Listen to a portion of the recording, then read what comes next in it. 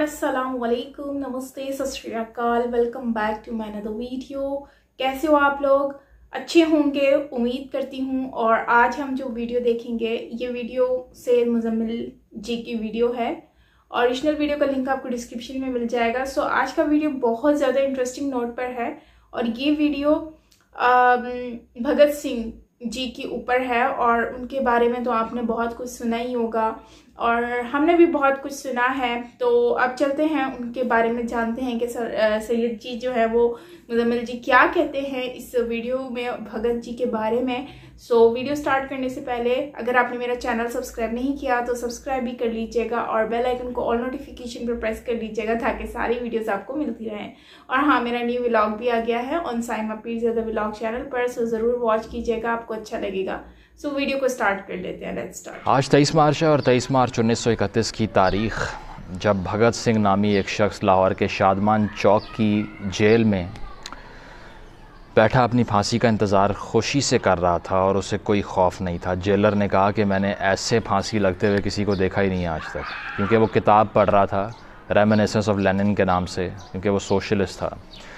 और उसके साथी भी उसके साथ सूली पे चढ़ गए और उन्हें कोई पछतावा कुछ भी नहीं था। उसने ये भी कहा कि मैं किसी सवाब, किसी जन्नत के लिए, दोबारा पैदा होने के लिए, नया जन्म लेने के लिए नहीं मर रहा, क्योंकि इसमें मेरा कोई ज़ाती फ़ायदा नहीं है, मैं मर रहा हूँ इनकलाब के लिए।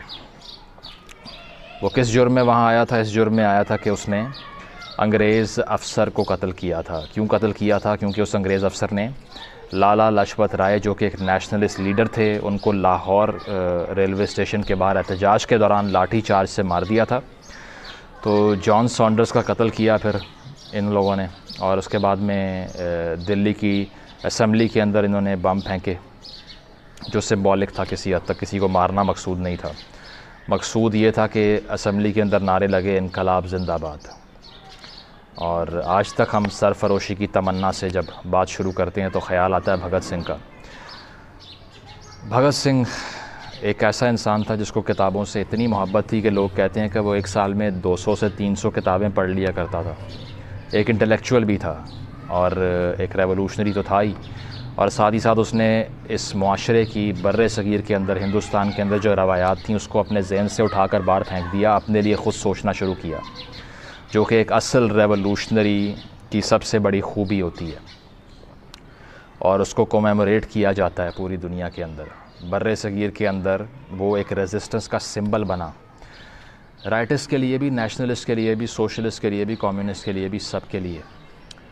लेकिन मैं बात करूंगा अपने मुल्क की, क्योंकि उसके अलावा बहुत बात हो चुकी है। 23 मार्च को अगर हम देखें तो करारदाद पाकिस्तान भी मंजूर हुई थी, जिसकी असल तारीख 24 मार्च है, लेकिन उस पर मैं बात नहीं कर रहा क्योंकि उस पर बहुत लोग बात करते हैं, बचपन से हम सब सुनते आ रहे हैं। और मेरे ब्लॉग बनाने का मकसद ही ये है कि उन इशूज़ पर बात करूं जिस पे बात नहीं हो रही।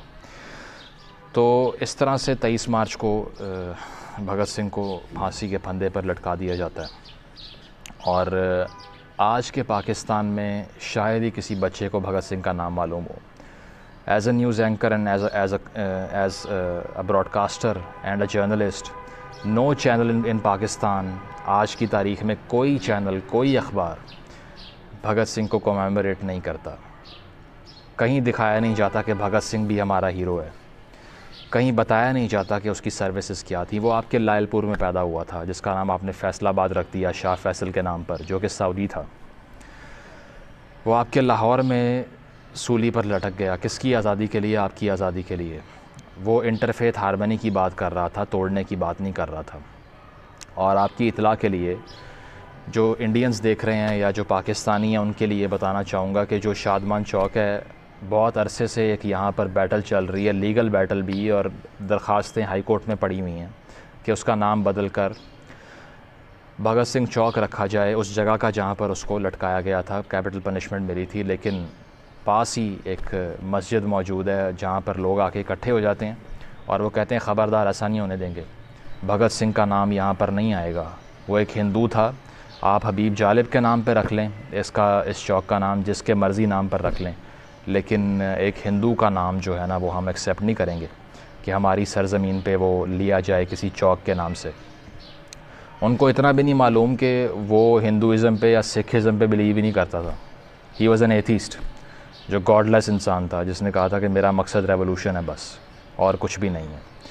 लेकिन यहाँ पर प्रेजुडिस इतनी है, नफ़रत इतनी है कि आप यहाँ पर जो लोगों के गले काटते हैं, उनके नामों पर गली मोहल्ले रख देते हैं, उनके नाम पर चौक रख देते हैं, उनके नाम पर सड़कें रख देते हैं, लेकिन एक रेवोल्यूशनरी जिसने आपकी आज़ादी के लिए जान दी, उसके बारे में बात करने को तैयार नहीं है। उसके बारे में आपकी तमाम किताबों के अंदर ज़िक्र तक मौजूद नहीं है, और आपकी किसी टेक्स्ट बुक के अंदर, कॉलेज के अंदर, हिस्ट्री की क्लास के अंदर आपको भगत सिंह का नाम सुनने को नहीं मिलेगा। अगर मिलेगा भी तो उसमें कोई डिटेल या कोई ऑब्जेक्टिव एनालिसिस नहीं होगा।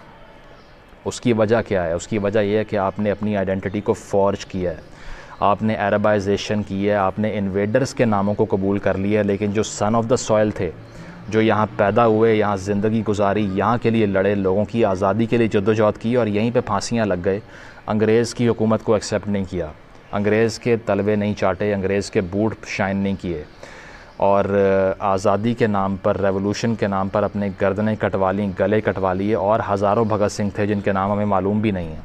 ये तो मशहूर हो गए इसलिए हमें पता चल गया, उनके नाम को कोई नहीं जानता। यहाँ पे पाकिस्तान की रियासत के अंदर इस वक्त सिर्फ वो हीरोज़ हैं जिन्होंने बाहर से आकर यहाँ लूट मार की और यहाँ पर यूनिवर्सिटियों को आगे लगाई, उन्होंने मंदिर तोड़ दिए, उन्होंने अपनी मर्ज़ी का यहाँ पर लॉ एंड ऑर्डर इन्फोर्स कर दिया और महकूम बन गए, जिनकी ज़बान भी हिंदुस्तानी नहीं थी, उनको हमने सीने से लगा लिया, और जो सन ऑफ द सॉइल थे उनको हमने उठा के बाहर फेंक दिया। कितने बच्चे होंगे पाकिस्तान में आज जो वाकिफ़ होंगे भगत सिंह की लेगेसी या तारीख़ से? हमारे यहाँ पे अनफॉर्चुनेटली जो हीरोज़ हैं सारे, जिनको सेलिब्रेट करते हैं हम लोग, वो थे जिन्होंने एक कोड़ा नहीं खाया, जिनको एक खरोश, एक खराश जो भी है, जिनको एक दिन की जेल नहीं भुगतना पड़ी अंग्रेज़ के ख़िलाफ़, जिन्होंने कोई स्ट्रगल नहीं की, जिन्होंने आवाज़ ही बुलंद नहीं की, जो हमेशा से ब्रिटिश विंग के साथ रहे, जिन्होंने सर के ख़िताब लिए, उनसे नाइटहुड लिया, जिन्होंने उनकी शान में कसीदे पढ़े और जिन्होंने उनकी नौकरियां कबूल की, वो सब हमारे आज हीरोज़ बन गए हैं। हम इन्वेडर्स को सलाम करते हैं, हम अंग्रेज़ के एलाइज़ को सलाम करते हैं, लेकिन जिनके अंदर ख़ुददारी, जिनके अंदर गैरत थी और जिन्होंने इस चीज़ को कबूल नहीं किया कि बाहर से साम्राज्य कुव्वत यहाँ आकर क्यों रूल करे, क्यों मेरे और आपका रिसोर्सेज यहाँ से चुरा कर बाहर ले जाए, किसकी परमिशन से, किस जस्टिफिकेशन से, किस कानून से, जिन्होंने इसको कबूल नहीं किया और जिन्होंने गैरत खाई और जिन्होंने अपनी गर्दनें कटवा ली, लेकिन ग़ुलामी की जो जंजीरें हैं उसको तोड़ा, उसको एक्सेप्ट नहीं किया, वो सारे विलन हैं हमारे, वो हमारे दुश्मन हैं। आज हम उनको फेथ की बेस पे जज करते हैं। आज हमारे जो हीरोज़ हैं वो सारे वो हैं जो बाहर से आ गए, जिनके लिए हमने कहानियाँ बना ली कि भाई ये फ़र्स्ट पाकिस्तानी थे। उसकी वजह यह है कि ज़ियाउल हक़ ने यहाँ पर ब्रेन वॉश किया पूरी आवाम को, और इतना ब्रेन वॉश किया कि अब वो ऐसे किसी नैरेटिव को सुनने को तैयार ही नहीं है जो कि एक इन्वेडर आइडियोलॉजी से एग्री नहीं करता। तो आज के दिन का पैगाम यही है कि अपने असल हीरोज़ को जब तक तलाश नहीं करेंगे और जितना मर्ज़ी झुटला लेंगे उसको, जितना मर्ज़ी झुटला लें, जितनी मर्ज़ी दफ़ा ये कह लें कि नहीं हम नहीं इनको मानते, ये हमारे लीडर नहीं है, ये हमारे हीरो नहीं है, आप तारीख़ को डैमेज नहीं कर सकते, वरना तारीख़ आपको डैमेज कर देगी। And sooner or later you have to find out the true roots of this society, जिसकी बेस पर लोगों ने जाने देकर आज़ादी हासिल की यहाँ पर, और जिन लोगों को हम आज़ादी हमें बख्शने का क्रेडिट देते हैं, वो लोग, उनकी स्ट्रगल क्या थी उसको आप कंपेयर कर लें इस चीज़ से, और फिर आपको मालूम हो जाएगा कि हम कहाँ पर खड़े हैं। तो भगत सिंह शहीद को आपकी रिकग्निशन की ज़रूरत नहीं है, ना उसको एक चौक का नाम रखने की ज़रूरत है, आपको ज़रूरत है उसकी आइडियोलॉजी की, उसकी इंटेलेक्चुअल लेगेसी की। क्योंकि अगर आपने स्ट्राइव करना है तो आपको ये कन्फ्यूजन दूर करनी पड़ेगी कि हम आए कहाँ से और हमने जाना कहाँ है। भगत जी के बारे में वाकई में ही कोई नहीं जानता,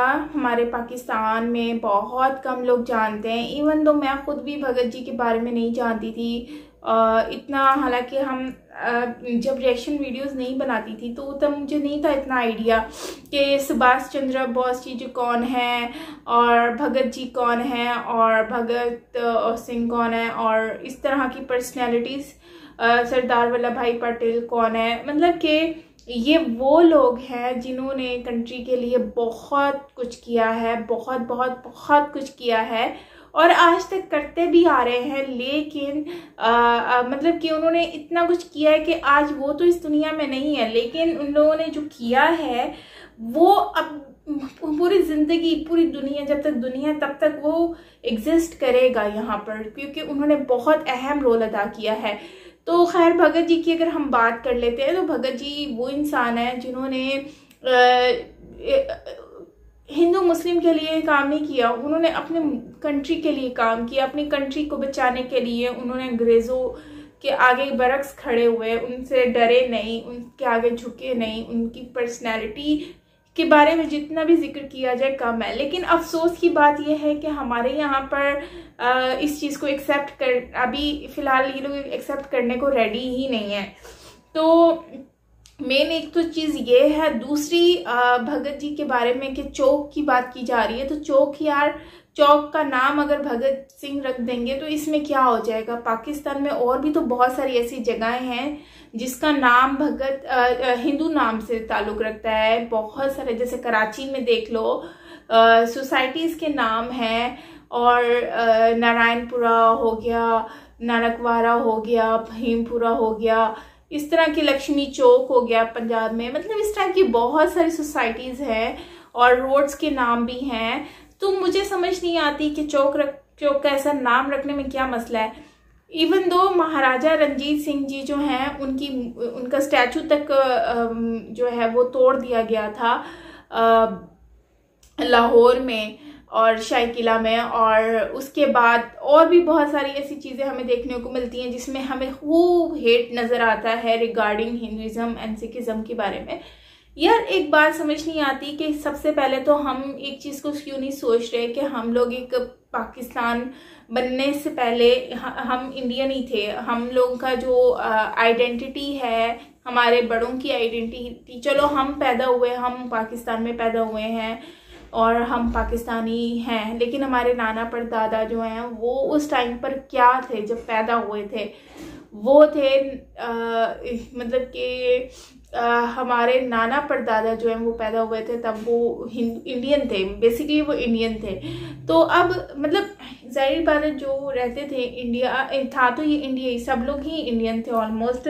तो उसके बाद जो है ये जब पाकिस्तान बना तो पाकिस्तानी, अब हम पाकिस्तानी खुद को समझते हैं, लेकिन यार हम पाकिस्तानी हैं। लेकिन सबसे मेन चीज़ ये है कि हमें उस चीज़ को तो भूलना नहीं चाहिए जिन्होंने उस टाइम पर वो रोल अदा किया। उस टाइम पर वो ये तो नहीं ना थे कि हम पाकिस्तानी हैं या हिंदुस्तानी हैं, लेकिन उस टाइम पर तो सिर्फ एक ही था कि हम सब एक हैं और अंग्रेज़ों को भगाना है, उनसे आज़ादी लेनी है।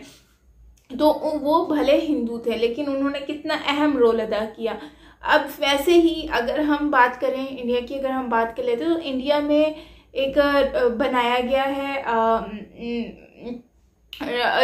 डॉक्टर अब्दुल जो हैं, उन्होंने जो है वो टेक्नोलॉजी के अकॉर्डिंगली बहुत काम किया है, स्पेस के अकॉर्डिंगली।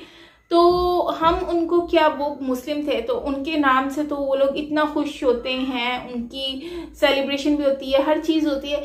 तो वो इस तरह के जो जेम्स उनको याद करते हैं, जेम्स को याद करते हैं, उनके लिए बहुत खुश होते हैं। लेकिन हम लोग कहाँ पर हैं, हम क्या करते हैं, हम लोग उनको बुरा भला बोलते हैं, उनके हम लोग स्टैचूज तोड़ देते हैं उन लोगों के जिन्होंने इतना कुछ किया, इतना कुछ कर रहे थे। और उन्होंने, हालांकि भगत सिंह कहते हैं कि उन्होंने जब उनको फांसी की सुनवाई हुई तो उस टाइम पे उनको ये भी कहा गया था कि भाई आप जो है ना, आप लेटर लिखो माफ़ी का और वो आपको माफ़ कर देंगे, हो सकता है वो आपको बख्श दें ज़िंदगी। लेकिन भगत सिंह जी इतने बहादुर थे कि उन्होंने उस टाइम पर कहा कि मैं खुशी खुशी मैं अपनी मौत को कबूल करता हूँ, मुझे कोई मसला नहीं है, लेकिन मैं इनके पाँव नहीं पकड़ूंगा। तो इसका मतलब यह है कि उन्होंने लेटर तक नहीं लिखा उनको और वो खुशी खुशी वो चढ़ गए सूली। तो खैर, कहने का मतलब ये है कि उन्होंने इतना कुछ किया है तो हमारा फ़र्ज़ बनता है कि हम लोग भी उनके लिए जो है वो इस तरह से कुछ चीज़ करें। दूसरी बात, वो उन्होंने बुक्स पढ़ते थे, मतलब कि इतनी सारी बुक्स जो हैं वो पढ़ लिया करते थे, मतलब बड़ी बात है यार। हम लोग तो आजकल के दौर में तो कोई एक बुक भी पढ़ना सही से गवारा नहीं करता, वरना उनको इतना शौक़ था बुक्स के साथ। और इस तरह की उनकी एक्टिविटीज़, खैर क्या कहें यार, हमारे यहाँ के लोग ही ऐसे हैं कि वो सोचते नहीं है, उनको एक्चुअली पता नहीं है, अवेयरनेस नहीं है, उनको सिर्फ ये पता है कि वो हिंदू थे या सिख थे, इसके अलावा उनको कुछ भी नहीं पता। अगर पता होता तो आज उनको पता होता है कि डायमंड की जो है ना क्या कदर है।